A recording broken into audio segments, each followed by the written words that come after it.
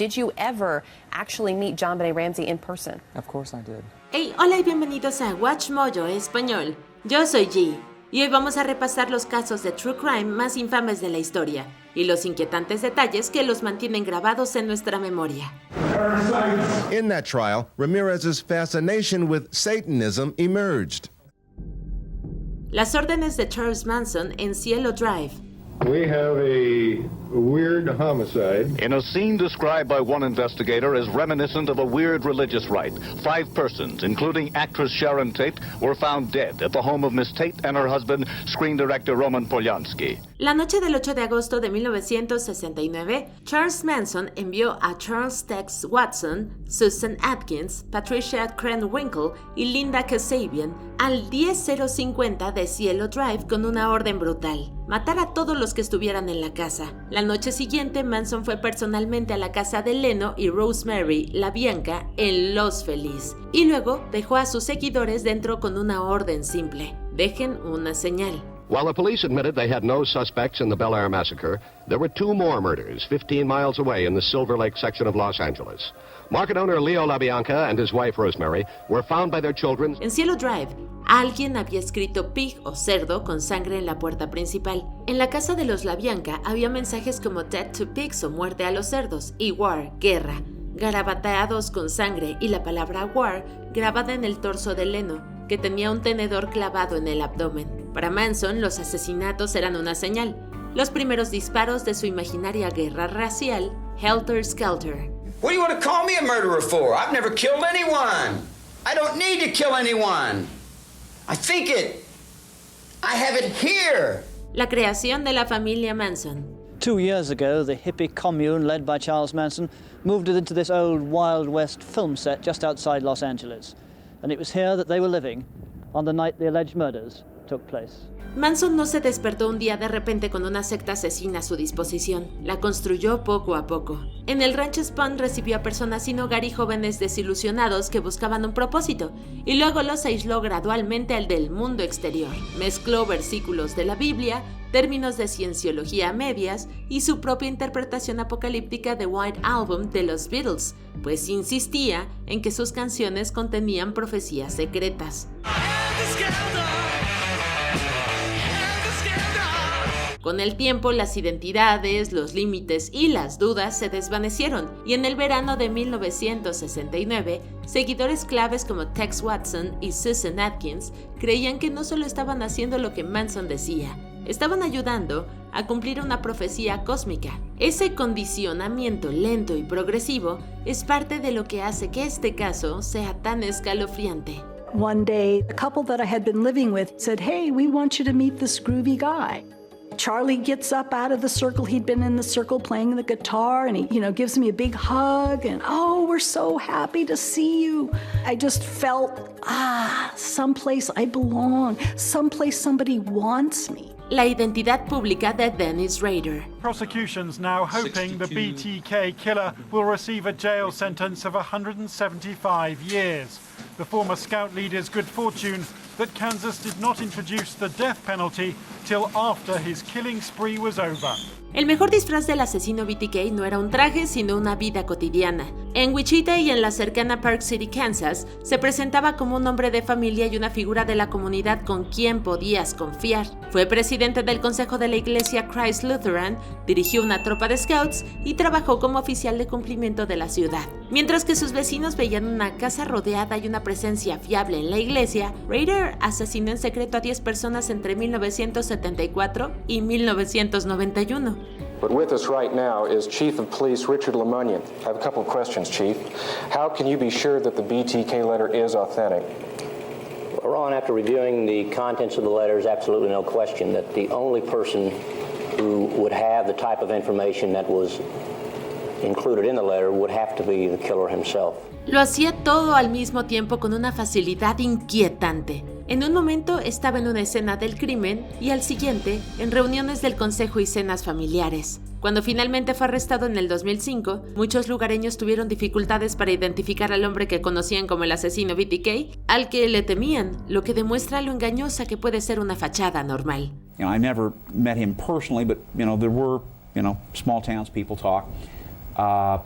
were mixed opinions. Of course, he was known to be a very active person in one of the churches up there, but there were a lot of people that said that he was the type of person that, well, one phrase that we've heard frequently, creeped you out. Los proyectos de BTK. It's confirmed now that Rader, as you just heard, called his kill plans projects, right? He had these codes that he would use in his journal and in his manuscript. And the codes were, PJ was project. Dentro de su mundo privado, Rader no veía víctimas sino proyectos. En sus notas les daban nombres en clave a los ataques y los veía como tareas en curso. Los asesinatos de la familia Otero en 1974 fueron el proyecto Little Max y el ataque contra Catherine Wright en 1974 fue el proyecto Lights Out. Trazaba mapas de las casas, planeaba las entradas y anotaba lo que salía bien, entre comillas, o mal. Y luego guardaba recuerdos para revivir los crímenes. Stalking stage is when you start learning more about your victims, potential victims. Went to the library, I looked up their names, that address, cross-referenced and called them a couple of times. Drove by there whenever I could. El lenguaje le ayudó mucho psicológicamente, pues al etiquetar a los asesinatos como proyectos, convirtió las vidas humanas en tareas que debían completarse y documentarse. Sus cartas, que comenzaban en la década de 1970 y luego resurgieron en el 2004, mostraban el mismo vocabulario frío. Víctimas reducidas a objetivos, para él, todo era un trabajo. Everything is a game. Everything is manipulation. Nothing is what it seems. He wanted to chronicle his life. He wanted movies made about him. He wanted books written to be about him. Los trofeos de Ed Gein. Now, most folks thought Eddie was just a trifle foolish, but when the lady who owned the local hardware store disappeared and police checked out Ed Gein's place, they walked into a scene from hunting season in hell. And all of a sudden, the sheriff hollered to us to come out in the shed, and he had the body hanging in the shed with the head off. Cuando los agentes entraron en la granja de Ed Gein en Plainfield, Wisconsin en 1957, no estaban preparados para lo que encontraron. Había ido en busca de la desaparecida propietaria de la tienda, Bernice Worden, pero descubrieron una casa parcialmente amueblada con restos humanos, cuencos hechos con cráneos, sillas cubiertas con piel humana, máscaras hechas con rostros e incluso un chaleco con forma de torso que Gein podía ponerse. They began to explore what Life magazine would call his house of horrors, which they had to do by flashlight because he had no electricity. In my book, I describe it as kind of archaeology from hell, excavating all of these revolting relics that Gein had accumulated over the years. Muchos de estos objetos fueron creados a partir de cuerpos que había exhumado de los cementerios locales por la noche, junto con los restos de sus víctimas de asesinato conocidas, Mary Hogan y Bernice Worden. La casa de Gein refleja una mente que había dejado de ver una frontera significativa entre las posesiones y las personas. He immediately entered into the folklore of the state. They called him the Butcher of Plainfield. They called him the Ghoul of Plainfield. I mean, strictly speaking, he was a ghoul, because ghouls are creatures who prey on dead bodies. Una habitación congelada en el tiempo. When his mother Augusta died, Gein seemed intent on resurrecting her and bringing her back to live with him, and attempted to exhume her grave, but was unable to reach it. En medio de la suciedad y la decadencia de la granja de Gein, los investigadores encontraron un espacio extrañamente inmaculado, el dormitorio de su madre Augusta. Gein cubrió las habitaciones que ella había usado y dejó intactos sus muebles, ropa y objetos personales tras su muerte en 1945. And for the 12 years between then and when his crimes were uncovered in 1957, he would read the obituaries, and whenever he saw that some woman, who he would have known for the most part, who was around his mother's age, who might have borne some vague resemblance to her, when he saw that she had died and was buried, he would go out to the graveyard. El polvo cubría el resto de la casa, pero su espacio parecía congelado en el tiempo. Augusta le había inculcado a su hijo una visión del mundo centrada en el pecado, la vergüenza y la desconfianza hacia las mujeres, y él nunca se recuperó de su muerte. En un edificio lleno de restos mutilados y artefactos grotescos, ese dormitorio intacto puede ser la prueba más clara de lo estrechamente vinculados que estaban sus crímenes con su obsesión no resuelta con su madre. There has never been anything like him, not only in the annals of American crime, but as far as I can tell, world crime. La investigación del asesino de Golden State. Debbie Domingo was just 15 when her mother Sherry and her mother's boyfriend Gregory Sanchez became victims. In 1981, the killer snuck into Debbie's home and bludgeoned both to death. We spoke to Debbie 2 years ago when the FBI reopened the case. I'd never lost anyone close to me before, and she was probably the closest person to me. Joseph James DeAngelo llevaba a cabo los robos, las agresiones sexuales y los asesinatos como si se trataran de una operación de vigilancia a largo plazo. Antes de atacar, vigilaba discretamente los barrios de Sacramento, East Bay y el sur de California, tomando notas de las rutinas y probando los límites. Now that we know he was law enforcement and then taking a look at the details in the case file, it adds up. He had training, he understood law enforcement techniques. I know that you say that he would change his routine. So when there was an article in the newspaper that said he only attacks women who are alone, he read that. And then the next attack he did when a man was in the house, right? I mean, he constantly kept changing his game. Se colaba en los patios traseros, probaba las ventanas y a veces incluso entraba en las casas mientras los residentes estaban fuera para ensayar sus movimientos y descubrir los puntos de entrada. Cortaba las líneas telefónicas, manipulaba las luces y colocaba alarmas rudimentarias con platos apilados u otros objetos que se rompían si alguien se movía inesperadamente. Cuando DeAngelo lanzaba un ataque nocturno, normalmente conocía el plano de la casa y las rutinas de escape mucho mejor que las personas que vivían ahí. Now, I don't remember exactly the complete specifics of words that were said. Something was said to the effect, "Don't move or I'll kill you." Then he tells me to roll over and get face down. He had some like shoelaces in his pocket, and he instructed her to tie my hands. Soy yo, volveré.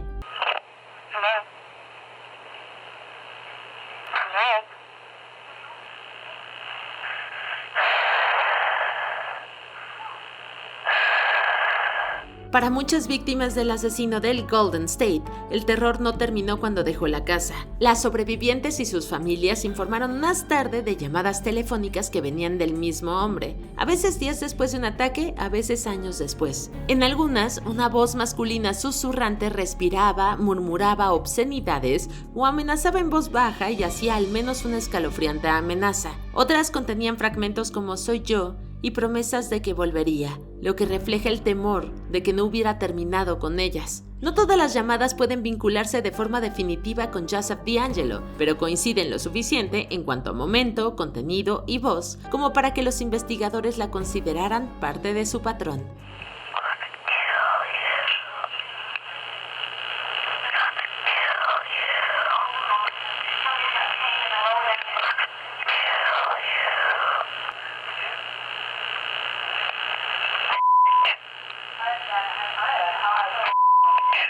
H.H. Holmes y el mercado médico.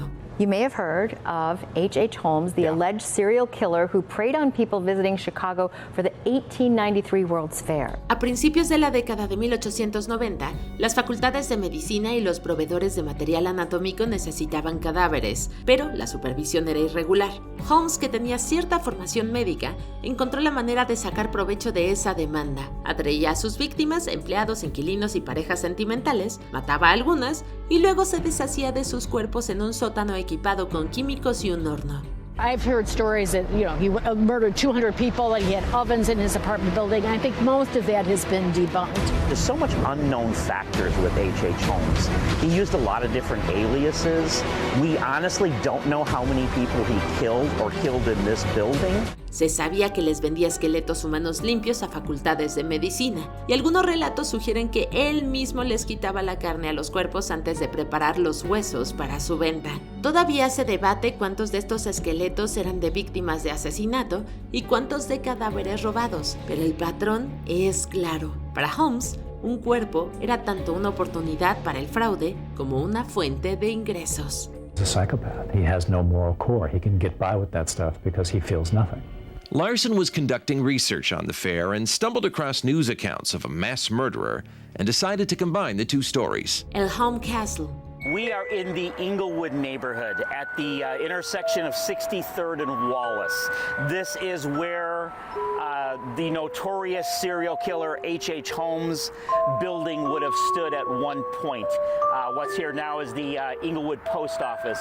El edificio de 3 pisos de Holmes en el barrio de Englewood, en Chicago, se hizo famoso en los periódicos como el Holmes Castle, y el apodo se ha mantenido intacto. Durante la Exposición Universal de 1893, lo anunciaban como un hotel y un bloque de oficinas, pero su distribución era todo menos sencilla. Now, we do not know exactly how many people H.H. Holmes killed in this building. It does become known as his murder castle. Había habitaciones extrañas sin ventanas, puertas que daban a paredes de ladrillo y rampas que bajaban al sótano, donde guardaba equipo médico y productos químicos. Algunas de estas características eran documentadas en planos y testimonios que todavía se conservan, pero otras, como las elaboradas cámaras de gas y los laberintos mortales, probablemente sean producto de la sensacionalista cobertura mediática mezclada con la realidad. Independientemente de si la arquitectura real coincidía con la leyenda o no, el edificio se construyó para darle el máximo control sobre quién entraba, quién salía y quién jamás se iba. Estimates, some say that he killed as many as 200 people. There were at least 9 or 10 people that we know were last seen with Holmes, several of them who would have been last seen in this building, who in most cases their remains were never found again. Los zombies de Jeffrey Dahmer. I began by asking what he wanted from the men he picked up. I had these obsessive desires and thoughts wanting to control them, to, I don't know how to put it, possess them permanently.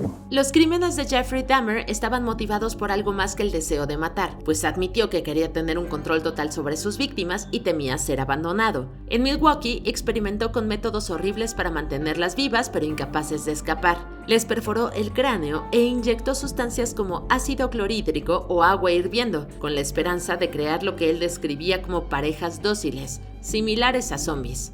And that's why you killed them. Right. Not because I was angry with them, not because I hated them, but because I wanted to keep them with me. Estos intentos, utilizados con víctimas como Conorak Cinta Sampson y Errol Lindsay, resultaron inevitablemente fatales y revelan una mente que veía a las personas no como compañeras, sino como posesiones que podía modificar. It's a process. It doesn't happen overnight. When you depersonalize another person and view them as just an object for pleasure instead of a living, breathing human being. Recuerdos conservados en fotografías Polaroid. A gruesome story leads off our newscast. Milwaukee police found body parts in a North Side apartment, and now they wonder if they've uncovered some kind of death factory. This was the scene earlier this morning. Police hired a private contractor to haul a refrigerator and a tank of acid out of the apartment in the 900 block of North 25th Street. Cuando la policía de Milwaukee entró al departamento de Dahmer el 22 de julio de 1991, un descubrimiento lo puso todo en perspectiva. Varias fotografías Polaroid, aproximadamente 80 imágenes mostraban a las víctimas antes de su muerte, durante el desmembramiento y después. En algunas se veía partes del cuerpo acomodadas, mientras que otras captaban el proceso de asesinato. Dahmer dijo que le ayudaban a recordar lo que había hecho y a revivir la experiencia cuando no estaba cometiendo un crimen. Para los investigadores, las fotos fueron un mapa. Confirmaron la identidad de las víctimas, aclararon las cronologías y proporcionaron pruebas abrumadoras en el juicio. It was my way of remembering their appearance, their physical beauty. I also wanted to keep if I couldn't keep them there with me whole, at least I felt that I could keep their skeletons. Los cuerpos en el sótano de John Wayne Gacy. The final words of the serial killer, quote, "Taking my life would not compensate for the loss of the others. This is the state murdering me." The prosecutor put it this way: he got a much easier death than any of his victims. Desde fuera, la casa de John Wayne Gacy en Norwood Park Township, Illinois, parecía cualquier otra casa suburbana, pero debajo del sótano contaba otra historia. Entre 1972 y 78, Gacy asesinó a 33 hombres y niños y enterró a 26 de ellos en tumbas poco profundas bajo su casa. Otros fueron encontrados en otras partes de la propiedad o arrojadas al cercano río Des Plaines. Los vecinos se quejaban de los desagradables olores, pero Gacy culpaba a los problemas de humedad o animales muertos. Well, he's pumping the water out, and that terrible smell's coming out, Steve. I said, hey, John, I said, what, do you got a bunch of dead bodies over there? He says, what do you mean? I said, what do I mean? It smells like a bunch of dead bodies. He said, oh, no, those are all dead field mice, you know. Cuando la policía finalmente registró debajo de su casa en diciembre de 1978, encontraron restos humanos casi de inmediato. La excavación se prolongó durante semanas, pues los investigadores descubrían un cadáver tras otro debajo del suelo. He had said that he was going to make an addition, but he was going to go upwards. And then he was going to cement the crawl space. And then when this came out, we thought, well, nothing would have been found if he had done that. La demostración de las esposas. How did he lure his victims? He primarily used the guise of being a police officer. John was into the police thing. He had a Chicago Police Star. He had a car. He'd buy a brand new car every year that would always be black. Gacy no siempre recurría a la fuerza bruta para dominar a sus víctimas, sino que utilizaba la confianza y su carisma. Cultivaba una imagen amistosa como contratista, voluntario local y en ocasiones animador infantil, por lo que la gente bajaba la guardia con él. On the way to his house, he was boasting that he was a police officer, and he showed me his gun and his car. It looked like a police car, like an unmarked police car. It had a spotlight and everything. Una vez que tenía a un joven solo en su casa, le sugería un truco de magia con esposas. Primero demostraba cómo podía liberarse de un par con un juego modificado que le permitía escapar fácilmente y luego invitaba a su víctima a intentarlo. Cuando cerraba las esposas y las personas se daban cuenta de que no podían liberarse, las cosas cambiaban. En ese momento, cuando un simple truco de fiesta se revelaba como una trampa, era cuando realmente comenzaba el horror. I took the rosary and I said, well, here, you put it around. This is hard trying to do this. Why don't you put your hand out?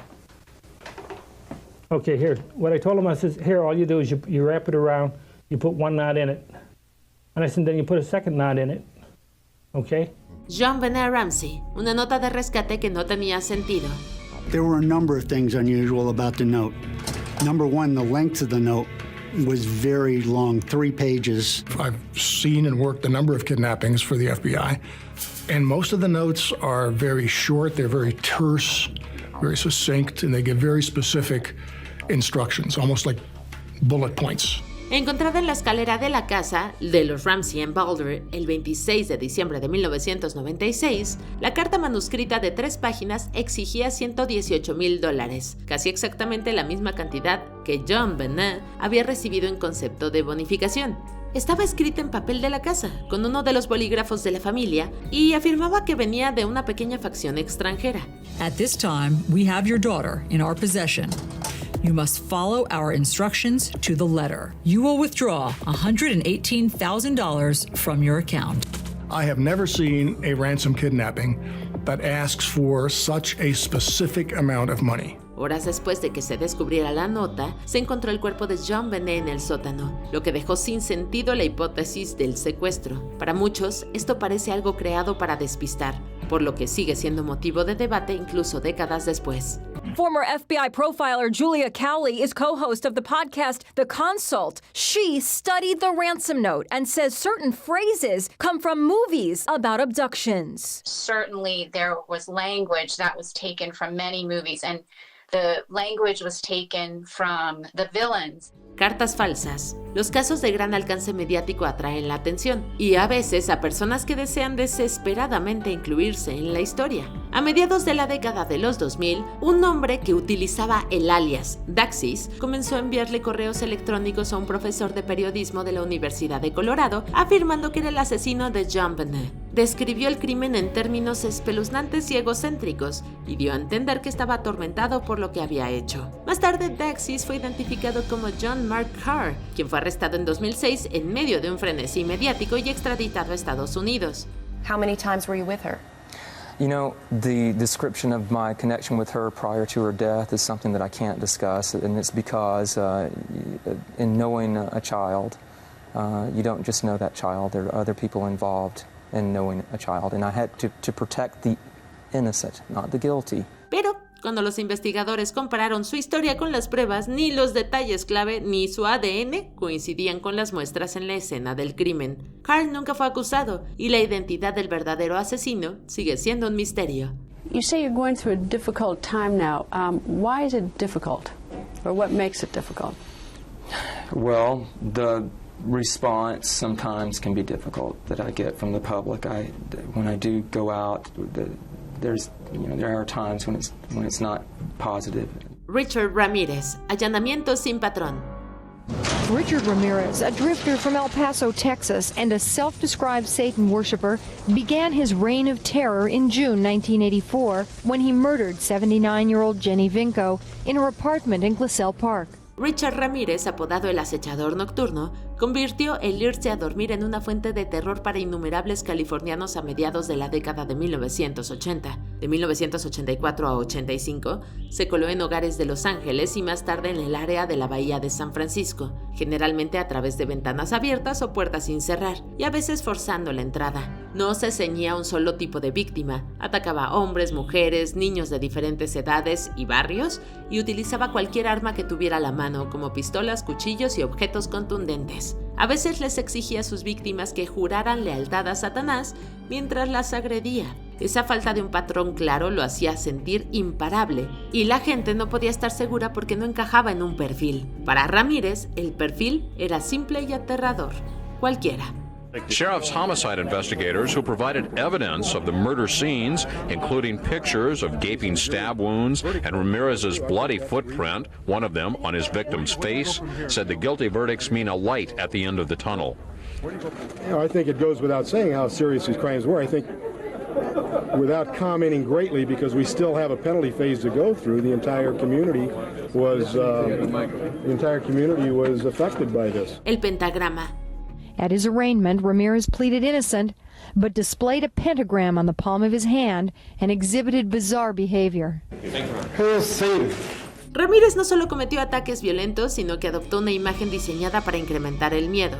El autoproclamado satanista dibujó pentagramas en paredes, muebles e incluso en los cuerpos de las víctimas en algunas escenas del crimen. Más tarde en el tribunal mostró un pentagrama dibujado en su mano y gritó "Hail Satan" o "Salve Satán", consolidando el vínculo entre sus crímenes y el símbolo que había elegido. As far as Satan is concerned, I believe in a malevolent being. His description eludes me, but I have felt powers that are evil. En las comunidades profundamente religiosas, estas marcas causaron gran impacto e hicieron que crímenes ya de por sí horribles parecieran rituales, como si algo más grande y oscuro estuviera detrás. Los pentagramas se convirtieron en un símbolo visual del reinado del acosador nocturno y contribuyeron a que sus crímenes quedaran grabados en la memoria del público mucho después de su detención. Dead at 53 of liver failure, Ramirez is remembered for his own description of himself at sentencing as a servant of Lucifer. I will be avenged. Lucifer dwells within us all. Ted Bundy a la fuga. Bundy jumped out of this second-story window at the front of the Pitkin County Courthouse this morning. He was scheduled for a court appearance and apparently had been locked into the law library by sheriff's deputies while attorneys were arguing a motion to strike the death penalty.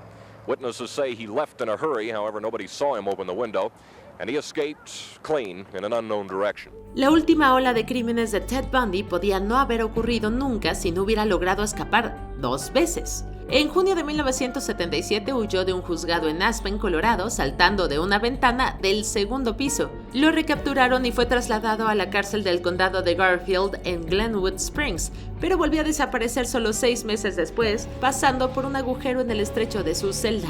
The sheriff says Bundy then crawled along the attic through a maze of wires and pipes and dropped down into the empty jailer's office, grabbed 2 guns, and walked out the door. The guns were later found, but Bundy was not. Desde ahí fue a Florida, donde adoptó una nueva identidad y volvió a sus antiguos y mortíferos hábitos. En la madrugada del 15 de enero de 1978, atacó a 4 mujeres dentro de la residencia de la Hermandad Chi Omega de la Universidad Estatal de Florida y semanas más tarde secuestró y asesinó a Kimberly Leach. Bundy was last seen at 10 p.m. last night. He put pillows under blankets and fooled deputies into thinking he was still in his cell sleeping as late as noon today, when finally the cook thought something was wrong because Bundy hadn't eaten breakfast or lunch. A police dog followed Bundy's scent downtown but lost it in traffic.